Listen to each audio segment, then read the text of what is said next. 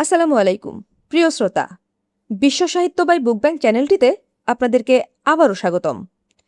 আজ আমরা পড়ব সৈয়দ মুস্তফা সিরাজের লিখিত ছোট ভূতের গল্প হরির হোটেল।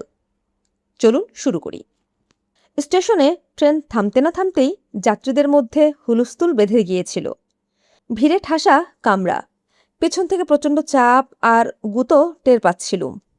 তারপর দেখলুম কেউ কেউ আমার কাঁধের ওপর দিয়ে কসরত দেখিয়ে সামনে চলে যাচ্ছে, সেই সঙ্গে চেঁচামেচি চলছে।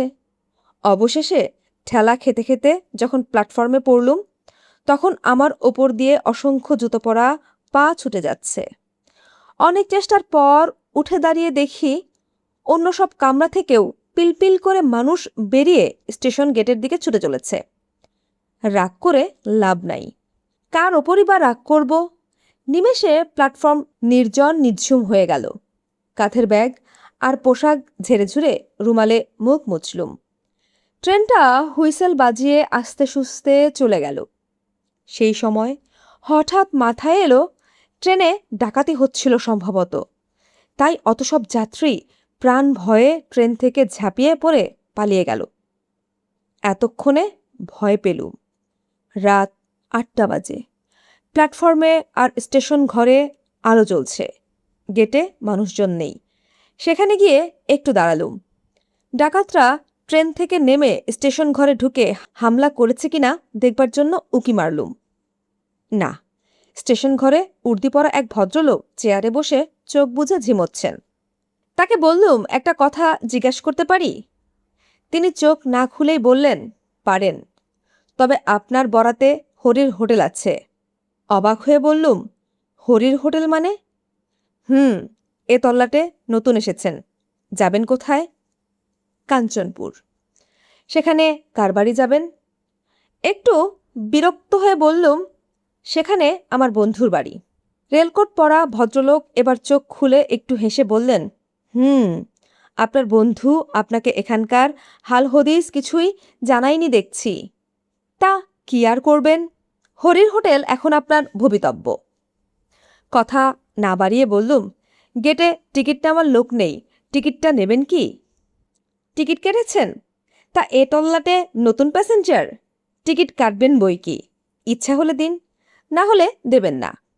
বুঝলুম এই ভদ্রলোকই স্টেশন মাস্টার, মাথায় হয়তো ছিট আছে। টিকিটটা ওর সামনে টেবিলে রেখে বললুম, আচ্ছা এবার বলুন তো, অত সব যাত্রী ট্রেন থেকে ওভাবে মরিয়া হয়ে নেমে দৌড়ে পালালো কেন? আজ যে শনিবার, তাতে ট্রেন 4 ঘন্টা লেট। বুঝলুম না। বুঝতে পারবেন, গেট পেরিয়ে নিচের চত্বরে যান। গেট পেরিয়ে দেখি কয়েক ধাপ সিঁড়ির নিচে একটা খোলামেলা জায়গা, এক প্রান্ত কিছু দোকানপাট। অস্পষ্ট জ্যোৎস্নায় লক্ষ্য করলুম চত্বর একেবারে জনহীন। আমার সহকর্মী ও ঘনিষ্ঠ বন্ধু নির্মল বলেছিল, স্টেশন থেকে নামলেই বাস, সাইকেল, রিক্সা বা এক্কা ঘোড়ার গাড়ি একটা কিছু পেয়ে যাব। কিন্তু কোথায় তারা? একটা চায়ের দোকানে আলো জ্বলছিল, সেখানে গিয়ে বেঞ্চে বসে বললুম, পরের বাস কটায় দাদা? চাওয়ালা আমার দিকে তাকিয়ে মুচকি হেসে বলল, বাবু মশাইয়ের আশা হচ্ছে কোত্থেকে? কলকাতা।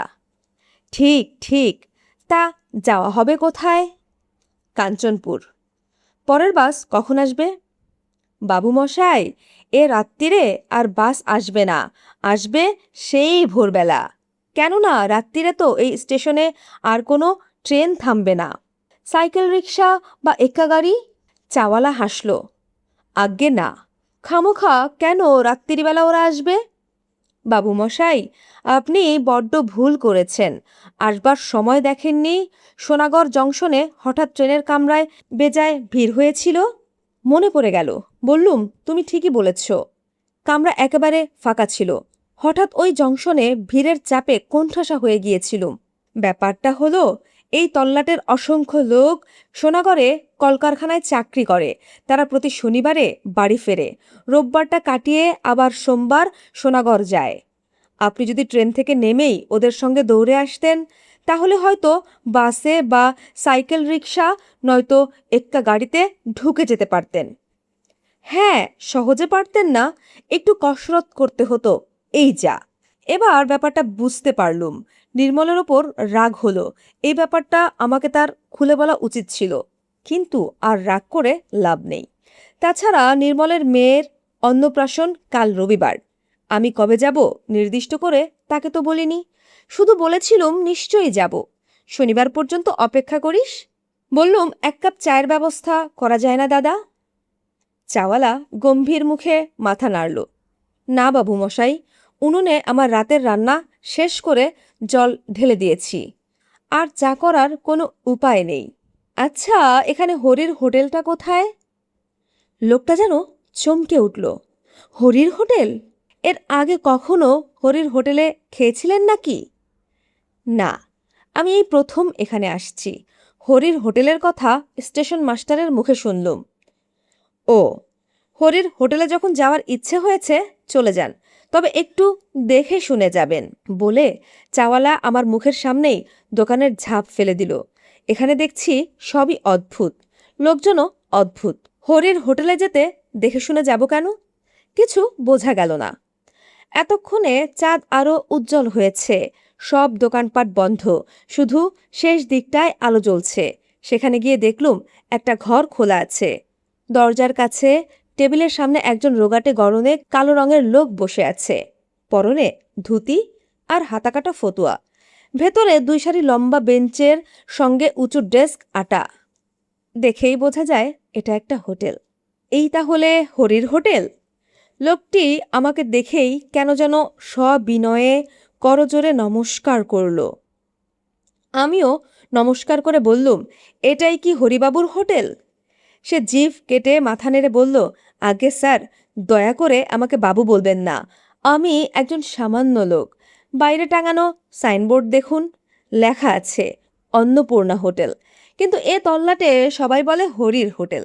ঠিক এই সময় আমার মনে পড়ে গেল আজ বেলা 11টায় খেয়েছি, তারপর ট্রেনে বারতিনেক বিষাদ চা, আর একই সময়ে ডাল ভাত মাছের ঝোল মিশ্রিত লোভনীয় খাদ্যের তীব্র ঘ্রাণ আমার বাঙালি পেটে প্রচণ্ড ক্ষুধার উদ্রেক হলো। শটান হোটেলে ঢুকে কাছের বেঞ্চে বসলুম, ব্যাগটা একপাশে রেখে বললুম, আমার খুব খিদে পেয়েছে, শিগগির ব্যবস্থা করুন হরিবাবু, ডাল ভাত যা হোক। হরি বলল, খেদা, ও খেদু, ঘুমালি নাকি?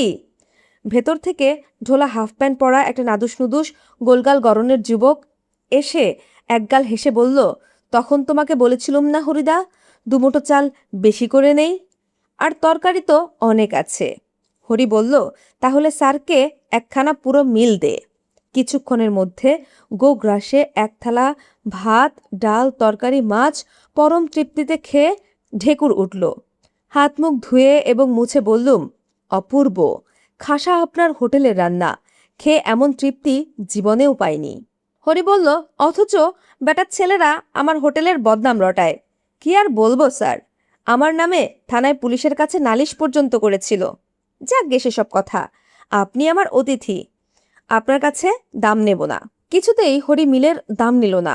অবশেষে বললুম, ঠিক আছে, তাহলে আমাকে রাতে থাকার জন্য একটা ঘর ভাড়া দিন। হরি জিভ কেটে বলল, ঘর তো নেই স্যার, আমার হোটেল শুধু খাওয়ার হোটেল, এখানে থাকার ব্যবস্থা নেই। আমি আর খেদা ওপরের ঘরে রাত্রি কাটাই, নিচে কি থাকবার জো আছে? নানা উপদ্রবের চোটে অস্থির হতে হবে। কি উপদ্রব হরিবাবু? আমি এই বেঞ্চে শুয়ে রাত কাটাতে পারবো, কোনো উপদ্রব গ্রাহ্য করব না।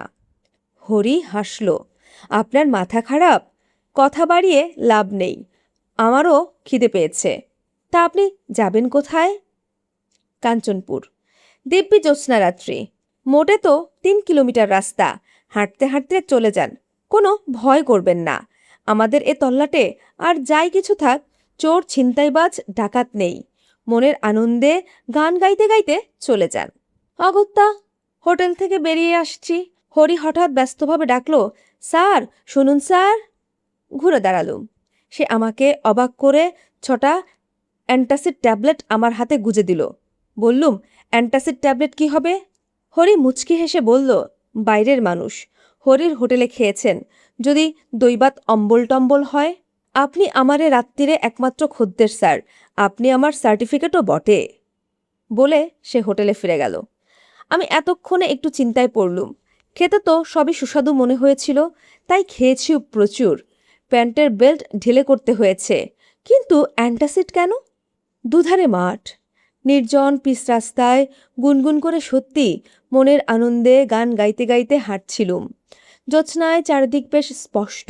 কিছু দূর চলার পর মনে হলো পেট বেজায় ওজনদার হয়ে উঠেছে। তখন দুটো অ্যান্টাসিড ট্যাবলেট মুখে পুরে চুষতে থাকলুম। আরও কিছু দূর হাঁটার পর পেটের ওজন কমেছে মনে হলো। সেই সময় নেহায়েত খেয়াল বসে একবার পিছু ফিরে দেখি, আমার পিছনে কেউ হেঁটে আসছে। একজন সঙ্গী পাওয়া গেল ভেবে দাঁড়িয়ে গেলুম। অমনি সেই লোকটাও দাঁড়িয়ে গেল। বললুম, কে? কোনো সাড়া এলো না। একটু ভয় পেলুম। ছিনতাইবাজ বা ডাকাত নয় তো? চলার গতি বাড়ালুম। তারপর এক অদ্ভুত ঘটনা লক্ষ্য করলুম। যতবার পিছনে তাকাচ্ছি দেখছি জ্যোৎস্নায় কালো রঙের মূর্তির সংখ্যা বেড়ে যাচ্ছে। রাতের দুপাশে মাঠ থেকে একজন দুজন করে আরও লোক এসে সেই ছায়া মিছিলকে বাড়িয়ে তুলছে। অবশেষে ঘুরে দাঁড়িয়ে চেঁচামেচি করে বললুম, তোমরা যেই হও, আমার কাছে ডাকাতি করার মতো মালকড়ি নেই। বন্ধুর মেয়ের অন্নপ্রাশনে উপহার দিতে কিছু পুতুল আর জামা কিনেছি। নগদ টাকা কড়ি যা আছে তা তোমরা কেড়ে নিয়ে ভাগাভাগি করলে প্রত্যেকে একটা আধুলির বেশি পাবে না। কাজেই তোমরা কেটে পড়ো। আশ্চর্য ব্যাপার, কালো কালো মানুষের দল স্থির দাঁড়িয়ে আছে। তারপর আবার কিছুটা হেঁটে গিয়ে ঘুরে দেখি তারা সমান দূরত্বে আমাকে অনুসরণ করছে। এরা কারা? অজানা ত্রাসে শিউরে উঠলুম। সাহস দেখিয়ে খুব চেঁচিয়ে বললুম, সাবধান, আমার কাছে রিভলভার আছে। আমি কিন্তু পুলিশের লোক। গুলি করে মুন্ডু উড়িয়ে দেব। কিন্তু এই হুমকিতেও কাজ হলো না। আমি যত দ্রুত হাঁটছি তারা একই দূরত্বে নিঃশব্দে হেঁটে আসছে। আমি থমকে দাঁড়ালে তারাও থমকে দাঁড়িয়ে যাচ্ছে। এই অদ্ভুত ছায়াকালো মিছিল পিছনে নিয়ে হেঁটে চলা সহজ ছিল না। আমার গলা তৃষ্ণায় শুকিয়ে গেছে। সঙ্গে জলের বোতল নেই, এমনকি একটা টর্চও আনিনি। আতঙ্কে দিশেহারা হয়ে আমি দৌড়ুতে শুরু করলুম। দৌড়াতে দৌড়াতে যতবার পিছু ফিরে তাকাচ্ছি সেই বিভীষিকার আমাকে অনুসরণ করছে। কিছুক্ষণ পরে সামনে ঘন কালো গাছপালার ফাঁকে রাস্তার ধারে একটা মন্দির দেখতে পেলুম। মন্দিরে উঁচু খোলা চত্বরে কারা বসে কথা বলছিল। আমি দৌড়ে গিয়ে সেখানে দাঁড়াতেই লোকগুলো হইচই করে উঠল। কে? কে? হাঁপাতে হাঁপাতে আমি বললুম, আমি। কেউ ধমকে বলল, আমি কে? আজ্ঞে, আমি কলকাতা থেকে আসছি, যাব কাঞ্চনপুর। বাস ফেল করে বড় বিপদে পড়েছি। একজন বলল, তাই বলুন, তা বিপদটা কি? একদল কালো কালো লোক আমাকে ফলো করে আসছে। সর্বনাশ! আপনি কি হরির হোটেলে খেয়েছেন? খেয়েছি, বড্ড খিদে পেয়েছিল। অমনি আবার হইচই পড়ে গেল। ওরে, এ হরির হোটেলে খেয়েছে রে! কি সর্বনাশ! আবার একা নয়, সঙ্গে হরির হোটেলে খাওয়া পুরো দলটাকে সঙ্গে নিয়ে আমাদের গায়ে এসেছে।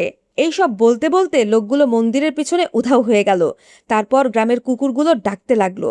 আমি এবার কি করব ভাবছি। সেই সময় দেখলুম উঁচু চত্বরের পাশে একজন লোক দাঁড়িয়ে আছে। বললুম, দেখুন তো মশাই, কি অদ্ভুত ব্যাপার! বিপদে পড়ে এখানে ছুটে এলুম, অথচ ওরা এমন করে পালিয়ে গেলেন। লোকটি খিকখিক করে হেসে বলল, পালাবারই কথা, আপনি হরির হোটেলে খেয়েছেন কি না? করুণ স্বরে বললুম, কেন, হরির হোটেলে খেলে কি হয়? যে খায় সে ভেদ বমি করে টেসে যায়। আমি কিন্তু টেসে যাইনি। হরিবাবু আমাকে অ্যান্টাসিড দিয়েছিলেন, দুটো খেয়েছি। দুটোতে কাজ হয় না মশাই। এখনো আপনার পেটে হরির হোটেলের ভাত আছে তো, তারই গন্ধে যত গন্ডগোল বেঁধেছে। কারা আপনাকে ফলো করেছে বলছিলেন যেন? হ্যাঁ, এক দুজন করে অন্তত ৩০-৪০ জন হবে। জ্যোৎস্নায় সব কালো কালো মূর্তি। তারা হরির হোটেলে খেয়ে টেসে গেছে। কথায় বলে, স্বভাব যায় না মোলে। হরির রান্নাটা যে সুস্বাদু, সেই লোভে পড়ে পেট পুরে খেলেই কেলেঙ্কারি। ওরা ভেদ বমি করে টেসে গিয়েছে বটে, কিন্তু লোভটা যায়নি। আপনার পেট থেকে হরির সুস্বাদু রান্নার গন্ধ টের পেয়েই ওরা আপনার পিছু নিয়েছে। বুঝলেন তো? বুঝলুম, কিন্তু আপনি দয়া করে আমাকে কাঞ্চনপুরে পৌঁছে দিন তো। কাঞ্চনপুর আরও প্রায় ১ কিলোমিটার। সেখানে কাদের বাড়ি যাবেন? নির্মল সিংহের বাড়ি। ও, সিঙ্গি মশাইদের বাড়ি? চলুন, আমার বাড়িও ওই গ্রামে। তবে সাবধান, আপনি আগে আগে চলুন, আমি যাব পেছনে। কেন? আমাকে কি আপনি ভয় পাচ্ছেন? কিচ্ছু বলা যায় না। হরির হোটেলে এ পর্যন্ত যারা খেয়েছে তারা সবাই টেসে গেছে। আহা, বলছি তো আমার কিছু হয়নি। লোকটি খিকখিক করে হেসে বলল, টাটকা টেসে যাওয়া বডি তো, তাই প্রথম প্রথম কিছু টের পাওয়া যায় না। মনে হয় এই তো দিব্যি আমার বডিখানা আস্ত আছে, কিন্তু আত্মার ভ্রম। আসলে বডি কখন চিতায় পুরো ছাই হয়ে গেছে। কি অদ্ভুত! মোটেও না। এমন হতে পারে আপনার বডির স্মৃতি আপনাকে এখনো আস্ত রেখেছে। যাকগে, চলুন, পিছনে তাকাবেন না, আমিও তাকাবো না। কিছু দূর হেঁটে যাওয়ার পর বললুম, দেখুন, আপনার যেমন আমাকে ভয় করছে, তেমনি আমারও আপনাকে ভয় করছে। কখন পিছন থেকে আপনি কি করে বসবেন? ঘাড় মটকে দেব বলতে চান? যা অবস্থা, তাতে এবার ওইটুকুই যা বাকি। বাজে কথা বলবেন না, আপনি বড্ড অকৃতজ্ঞ মানুষ তো। আমাকে মানুষ বললেন যখন, তখন আর আমাকে ভয় কেন? বরং আপনার ভয় পাওয়া উচিত যারা আমাকে ফলো করে আসছিল তাদের। লোকটি থমকে দাঁড়ালো। এই রে, একেবারে ভুলে গেছি, আমার জামার পাশ পকেটে টর্চ আছে। বের করা যাক। আগে আপনাকে টর্চের আলোয় দেখে নেই, তারপর এখনো কেউ পিছনে ফলো করছে কিনা দেখা যাক। বলে সে টর্চ জ্বেলে আমাকে খুঁটিয়ে দেখল, তারপর ঘুরে দাঁড়িয়ে পেছনের দিকে টর্চের আলো ফেলল।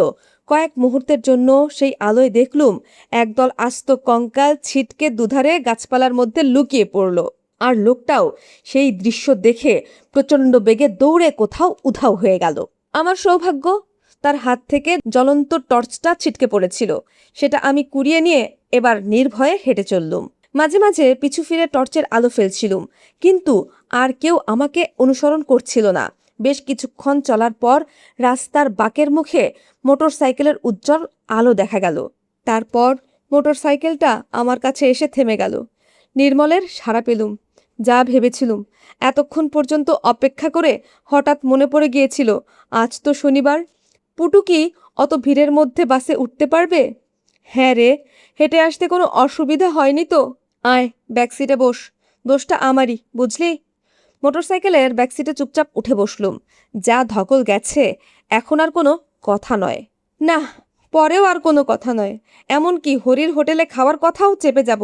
হরির দেওয়া অ্যান্টাসিডের ট্যাবলেট দেখিয়ে বলবো রাতে কিছু খাবো না, পেটের অবস্থা ভালো না। তাছাড়া আমি হরির হোটেলে খেয়ে এসেছি শুনলে নির্মল নির্ঘাত আমাকে ফেলে পালানোর চেষ্টা করবে।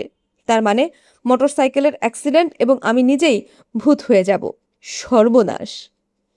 তবু একটাই ভাবনা, হরির হোটেলের ভাত যতক্ষণ না পুরো হজম হচ্ছে, ততক্ষণ কি নির্মলের বাড়ির আনাচে কানাচে সেই ছায়াকালো মিছিলের মূর্তিগুলো গন্ধ শুঁকতে ঘুরঘুর করে বেড়াবে?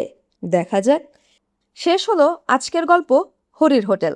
শ্রোতা বন্ধুগণ, কমেন্ট সেকশনে জানাবেন কিন্তু সেই ছায়াকালো ভূতগুলো বাড়ির আশেপাশে ঘোরাঘুরি করবে কিনা। যদি ভালো লেগে থাকে অবশ্যই আমাদের বিশ্ব সাহিত্য বাই বুক ব্যাংক চ্যানেলটি সাবস্ক্রাইব করবেন। পরের ভিডিও পেতে বেল আইকনে প্রেস করবেন। শেষ করছি ধন্যবাদ জানিয়ে। আসসালামু আলাইকুম।